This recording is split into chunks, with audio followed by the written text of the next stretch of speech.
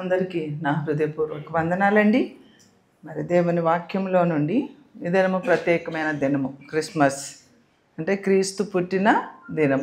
ఈరోజే పుట్టారని తెలియదు, ఈ మాసంలోనే పుట్టారు అని కూడా మనకి తెలీదు, కానీ క్రీస్తు మాత్రం పుట్టారు అని మనం నమ్ముతున్నాం. కొంతమంది మరి ఈ మాసంలో పుట్టలేదు అని అంటూ ఉంటారు. బట్ ఏది ఏమైనా అట్ ది ఎండ్ మనకి యేసయ్య అయితే పుట్టారు. సో ఈ ఒక్కరోజే యేసయ్య పుట్టడం కాదు. జనరల్గా మనం ఏం చేస్తామంటే ఈ ఒక్కరోజు క్రొత్త బట్టలు వేసుకోవాలి, ఈ ఒక్కరోజు మంచి పిండి వంటలు చేసుకోవాలి, ఈ ఒక్కరోజు మంచిగా భోజనం చేయాలి, యేసయ్య పుట్టారు అని చాలా డ్యాన్స్లు వేసేవాళ్ళు డ్యాన్స్లు వేస్తారు. రకరకాలుగా సెలబ్రేషన్స్ అనేవి చేసుకుంటూ ఉంటారు. అయితే అవన్నీ కూడా ఏదో సంతోషాన్ని వ్యక్తపరచడానికి, కానీ క్రీస్తు మన గుండెలో పుట్టాలి, మన హృదయంలో క్రీస్తు పుట్టాలి కదా. ఆయన పుట్టినప్పుడు ఆయన ఎప్పటికీ బయటికి వెళ్ళరు. మన బిడ్డలు మన గృహంలో పుట్టారంటే మన ఇంట్లోనే ఉంటారు, మన బిడ్డలుగానే ఉంటారు. ఈ మధ్యలో అయితే చదువుల నిమిత్తం అటు ఇటు పంపిస్తూ ఉన్నారు. కానీ ఇదివరకు రోజుల్లో అయితే తల్లిదండ్రులతోనే కలిసి జీవిస్తూ ఉండేవాళ్ళు. అలానే యేసయ్య మన హృదయంలో మనకు పుట్టినప్పుడు ఆయన ఎప్పటికీ మన హృదయంలోనే ఉంచుకోవాలి. ఆయన ఏ రూపంలో కూడా ఆయన్ని మన హృదయంలో నుంచి ఆయన బయటకు వెళ్ళకూడదు. ఆయనే జీవము, ఆయనే జీవము అంటే జీవము. మనము మట్టి బొమ్మను చేసి ఆయన నాసికా రంధ్రములలో జీవవాయువును ఊదినప్పుడు మనకి ప్రాణం వచ్చింది. అంటే ఆయన మనలోనికి వచ్చారు. నువ్వు బ్రతికి ఉన్నావు, నువ్వు ఊపిరి తీసుకుంటున్నావు అంటే దాని అర్థం ఏంటి అంటే నువ్వు జీవవాయువు నీలో ఉంది అని. అయితే మరి క్రీస్తు ఆత్మ నీలో లేదు, ఎందుకంటే జీవముతో ఉన్నావు. కానీ అందుకే దేవుని వాక్యం అంటది, ఎవరి పాపముల చేత అపరాధముల చేత చచ్చిన వారుగా, నువ్వు పాపిగా ఉంటే, అపరాధములు చేసిన వ్యక్తిగా నువ్వు ఉంటే నువ్వు చచ్చిన వ్యక్తితో సమానం దేవుని దృష్టిలో. మనం అనుకుంటాము మనం బ్రతికున్నాం అనుకుంటాం, మనం అనుకుంటాము మన బిడ్డలు బ్రతికి ఉన్నారు అనుకుంటాం, కానీ వారు బ్రతికి లేరండి. వారు పాపములో ఉన్నారు అంటే వారు చచ్చిన వారితో సమానం. కాబట్టి మీలో దేవుని ఆత్మ ఉందా లేదా అనేది మీరే పరిశీలన చేసుకోవాలి. బోధకులు పరిశీలన చేయరు, తోటి విశ్వాసి పరిశీలన చేయదు, లేకపోతే ఎవరు మనం చెప్పుకున్నాం కదా, ఎవరికి తీర్పు తీర్చడానికి మనం ఇక్కడికి రాలేదు. కాబట్టి ఎవరిని జడ్జి చేయలేము. కాబట్టి మన సాక్షి మన మీద నిందారోపణ చేయని మేరకు మనము బ్రతికున్నామా చచ్చామా అనేది నీకు నీవే సాక్ష్యం ఇవ్వాలి. ఇంకొక వాక్యం కూడా ఉంది. కొంతమంది భక్తిహీనంగా ఉండి వాళ్ళు అనుకుంటారట మేము భక్తిగా ఉన్నాము అనుకుంటారంట. చచ్చిన స్థితిలో ఉండి కూడా మేము బ్రతికే ఉన్నాము అని భ్రమపరచు ఆత్మ ద్వారా వారు అనుకుంటారట. కాబట్టి అలాంటి వారికి కూడా దేవుని ఆత్మ మరి సహాయం చేయాలి అని మరి సంఘములో మనం ఎప్పటికప్పుడు దేవుని వాక్యము ద్వారా మరి దేవుని బిడ్డల యొక్క సంఘం యొక్క ప్రార్థన ద్వారా హెచ్చరికలు జరుగుతూనే ఉన్నాయి. కాబట్టి క్రీస్తు మన గుండెలో పుట్టాలి.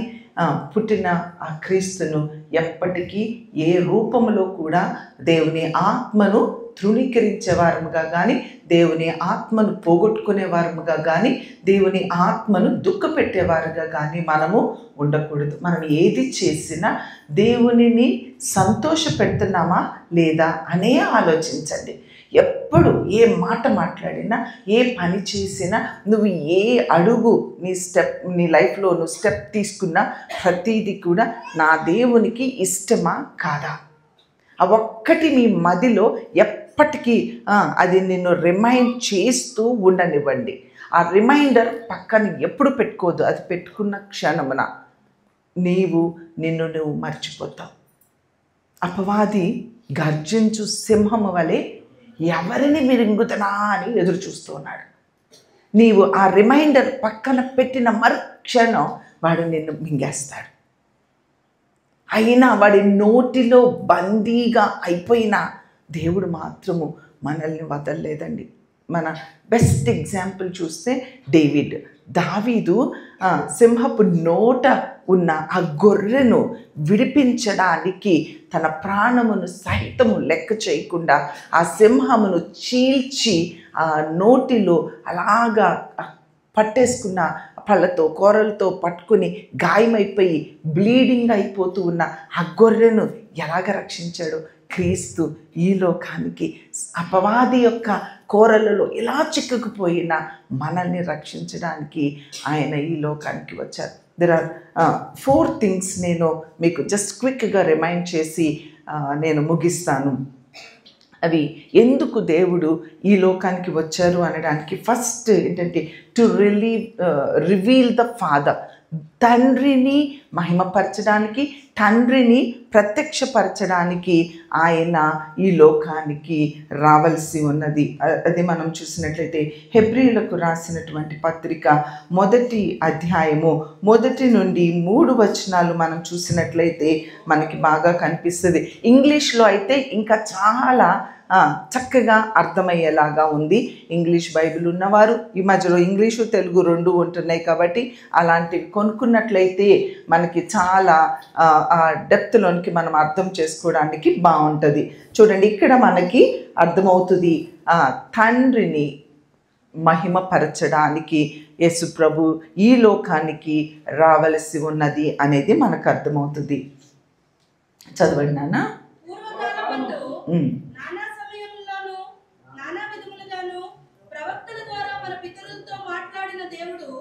ఈ దినముల అంతమందు కుమారుని ద్వారా మనతో మాట్లాడెను. ఆయన ఆ కుమారుని సమస్తమునకు వారసునిగా నియమించెను. ఆయన ద్వారా ప్రపంచములను నిర్మించెను. ఆయన దేవుని మహిమ యొక్క తేజస్సును ఆయన తత్వము యొక్క మూర్తిమంతమునయుండి తన మహత్తుగల మాట చేత సమస్తమును నిర్వహించుచు పాపముల విషయములో శుద్ధీకరణము తానే చేసి దేవదూతల కంటే ఎంత శ్రేష్టమైన నామము పొందెనో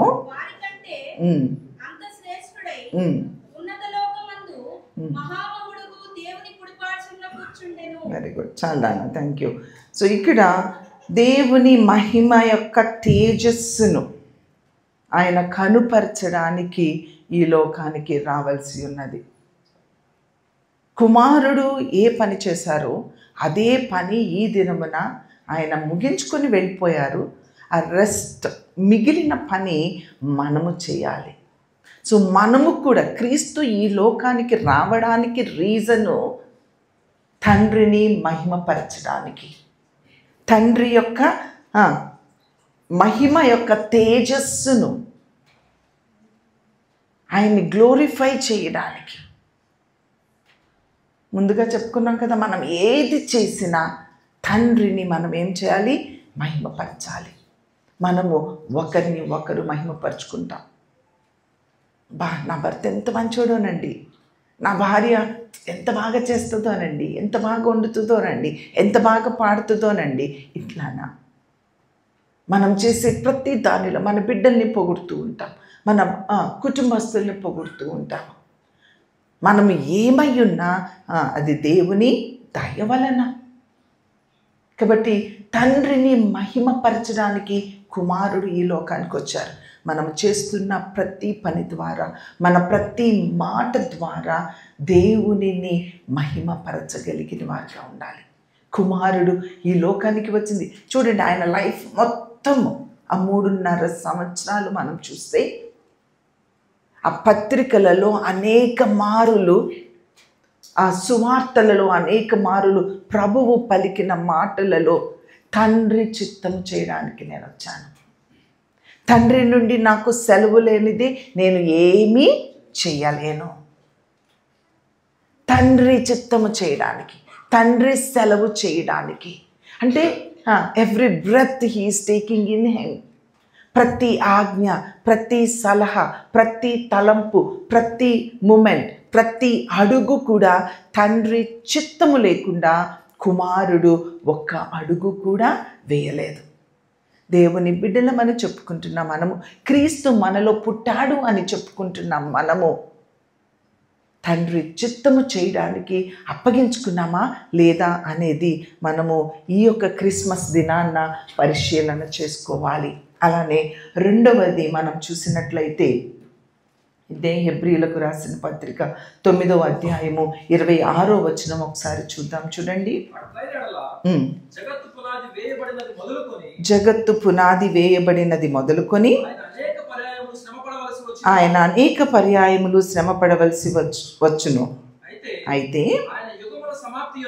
ఆయన యుగముల సమాప్తి యందు తన్ను తానే బలిగా అర్పించుకొనుట వలన పాప నివారణ చేయుటకై ఒక్కసారే ప్రత్యక్షపరచబడెను. ఇక్కడ పాప నివారణ చేయడానికి ఆయన ఈ లోకానికి రావలసి ఉన్నది. ఫస్ట్ది ఏం చెప్పుకున్నాము? రెండవది ఏంటి?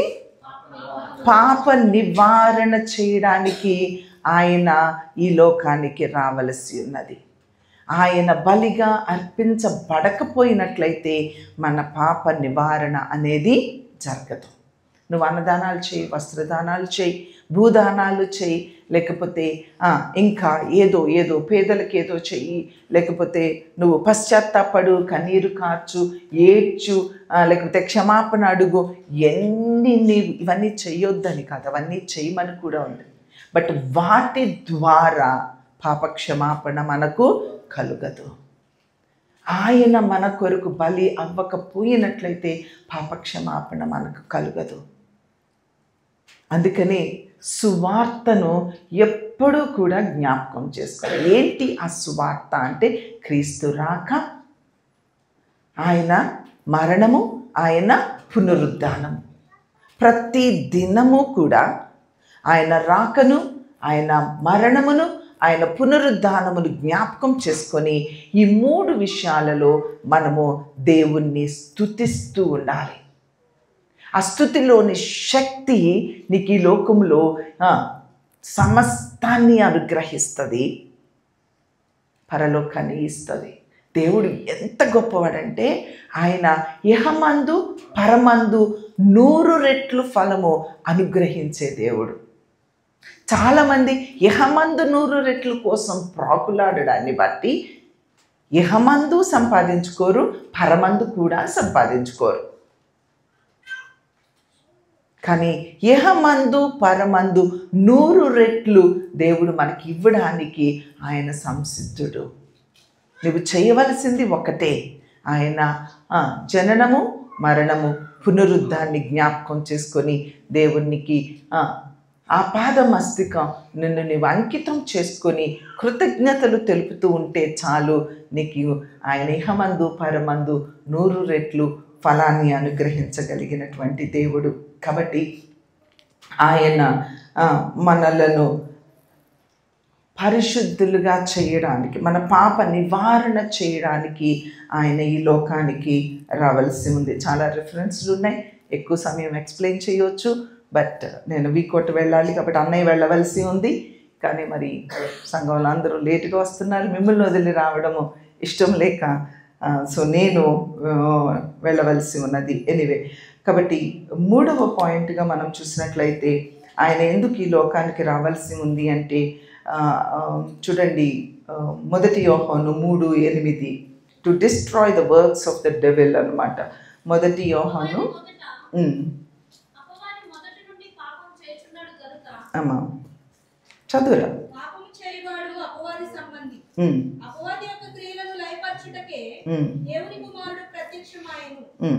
దేని కొరకు ఆయన ప్రత్యక్షమయ్యారు? అపవాది క్రియలను లయపరచడానికి. చదవాలి.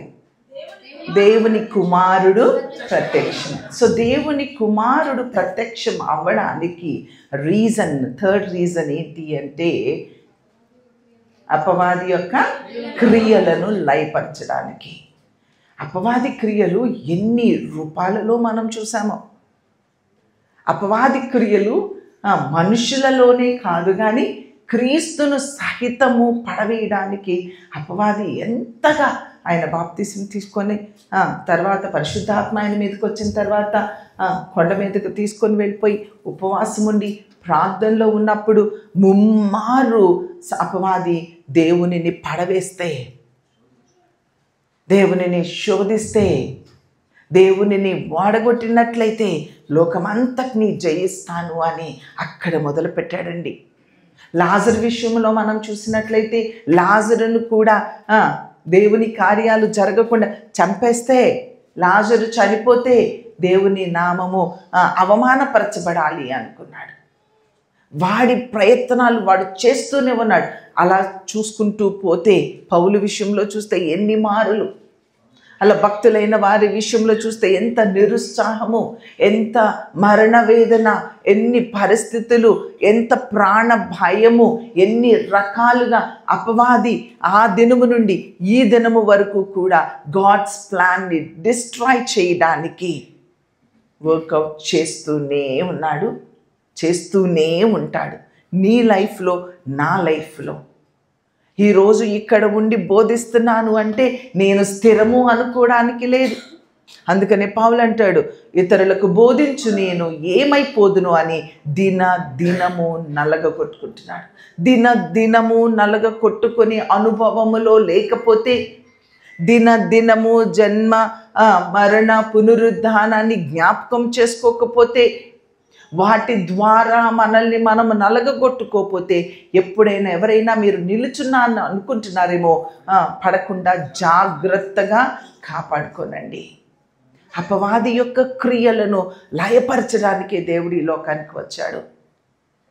ఆదికాండము 3:15లో అక్కడ దేవుడు మనకిచ్చిన వాగ్దానం మేరకు 2000 సంవత్సరాల క్రితము అపవాదిని ఏం చేశాడు? దేవుడు సిలువలో ఆ తలను చితక కొట్టాడు. ఆ పవర్ ఇంకా లేదు, కానీ పవర్ ఉందని భయపడిపోతూ ఇంకా పాపములోని, ఇంకా లోకములోనే మనం జీవిస్తూ ఉన్నాం. ఈ విషయాన్ని మనం అర్థం చేసుకోగలిగినట్లయితే అసలు నిజంగా సాతానుని ఎదిరించడము ఇట్స్ డెడ్ ఈజీ. అమ్మో నా వల్ల కాదండి, నేను ఎలాంటి భక్తి చేయలేకపోతున్నానండి, అబద్ధం ఆడకుండా ఉండలేకపోతున్నానండి, అపవాదిని ఎదిరించలేకుండా ఉండలేకపోతున్నానండి, ఉదయాన్నే లేవలేకపోతున్నానండి, మోకరించలేకపోతున్నానండి, ఇలా రకరకాలుగా మాట్లాడుతూ ఉంటారు. మొన్న ఆదివారం వీకోటలో ఒక చక్కని ప్రసంగం, అది నాకు చక్కగా అనిపించింది, ఎందుకంటే నాకు క్రొత్తగా అనిపించింది. అంతేకాదు నాకు చాలా ఆత్మీయ మేలుకొల్పుగా అనిపించింది. కాబట్టి అది ఫేస్బుక్లో ఉంది, మీరు వినాలి అనుకుంటే ఆ మాటలు వింటే బాగుంటుంది అని నేను అనుకుంటున్నాను. అక్కడ ఏం చేస్తుందంటే నడుము వంగిపోయిన స్త్రీ గురించి మాట్లాడుకున్నాం. ఆ నడుము వంగిపోవడానికి రీజన్ ఏంటంట? బలహీనపరచు ఆత్మ. బలహీనపరచు ఆత్మ అది ఒక దెయ్యము. బలవంతులమైన మనలని, బలవంతుని ఆధారము చేసుకున్న మనలను, బలవంతుణ్ణి మన హృదయంలో నిలుపుకుంటున్న మనలను అపవాది ఏం చేస్తుందంటే బలహీనపరచు ఆత్మ ద్వారా మనము భక్తి చేయలేము అని, మనం యథార్థంగా ఉండలేము అని, మనము మోకరించి ప్రార్థన చేయలేము అని, నాకు బలహీనంగా ఉన్నాను అని రకరకాలైన నిరుత్సాహముతో మనల్ని వెనక్కి లాగుతూ ఉంది. కాబట్టి ఆ బలహీనపరచు దెయ్యమును మనలో నుంచి మనం ఏం చేయాలి? అపవాదిని ఎదురించుడి, వాడు మీ యొద్ద నుంచి పారిపోతాడు. కాబట్టి అపవాదిని ఎదిరించండి. దేవుడు ఈ లోకానికి వచ్చింది ఎందుకు అంటే అపవాది యొక్క చర్యలు అన్నిటినీ లయపరచడానికి వచ్చారు అని మనం జ్ఞాపకం చేసుకుందాం. 4th పాయింట్గా మనం చూసినట్లయితే 1 Peter 2:21 ఒకసారి చూస్తారా? To provide an example of a holy life. పరిశుద్ధం అమ్మా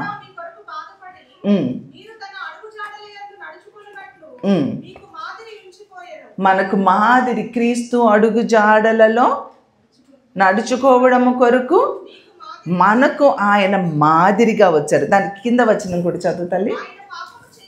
ఆయన పాపము చెయ్యలేదు, ఆయన నోట ఏ కపటము లేదు.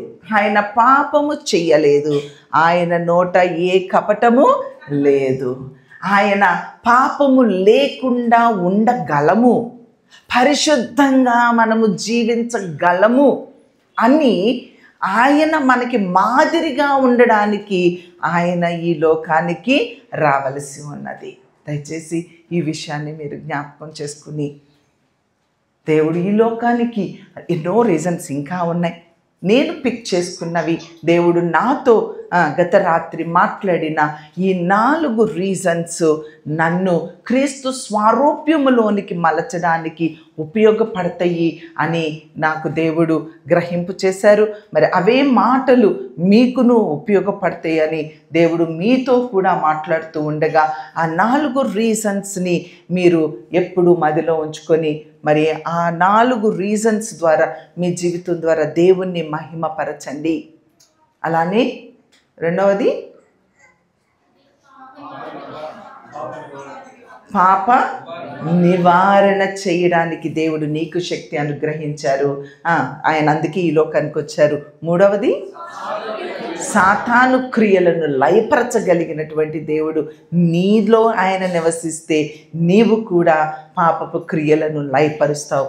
ఫోర్త్ వన్, పరిశుద్ధమైన జీవితం జీవించి నీ ముందున్న వారికి, నీ వెనక రాబోవు వారికి నీవు ఒక మాదిరిగా ఉండాలి అని ఆయన ఆశపడుతూ ఉన్నారు. దయచేసి తలలు వంచి చిన్న ప్రార్థన చేసుకుందాం.